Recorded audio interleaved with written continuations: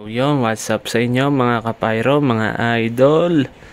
Yun, panibagong stash na naman tayo para sa salubong 2025. Bale, re-reveal ko lang sa inyo yung aking idinagdag pa para sa ating salubong 2025. So yun, umpisa natin dito mga idol. Umorder ako ng 100 pieces na Maribel Santa Ana na Quitis.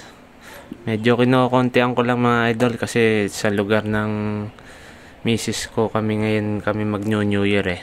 So yon, Maribel na 100 pieces, 5 pirasong Conde DK na whistle bomb, Dreamlights regular na whistle bomb. Ito, nagdagdag tayo nitong kulay pula na Phoenix.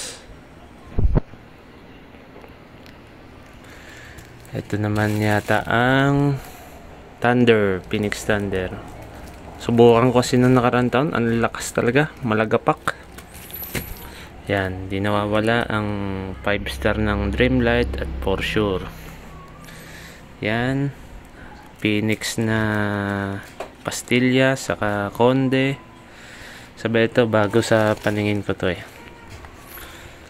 Umorder din ako ng Leopard King na 100 shots crackers. Ito ang tatlong klase ng ordinaryong trompilyo, big, yung sumunod at pinakamaliit, small. Siyempre hindi nawawala to, paborito kasi ito ng aking anak, Saturn missile. At itong crossfire. Ito pang silver sparklers para pang safety natin, pang mitya natin dito sa mga to. Sabay yun, baby rocket, paborito rin to kasi. Yan, Whistling Moon, traveler with report. Siyempre ito, magic wands, dragons.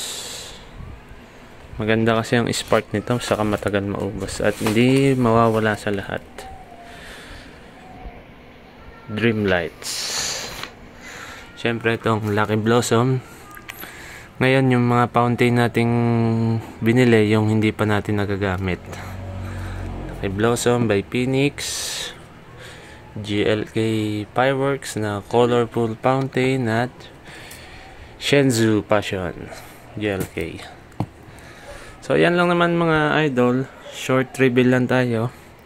Tignan natin kung makakapagdagdag pa tayo ng stash para sa salubong 2025. Hanggang sa muli mga kapayro, mga idol, ingat palagi.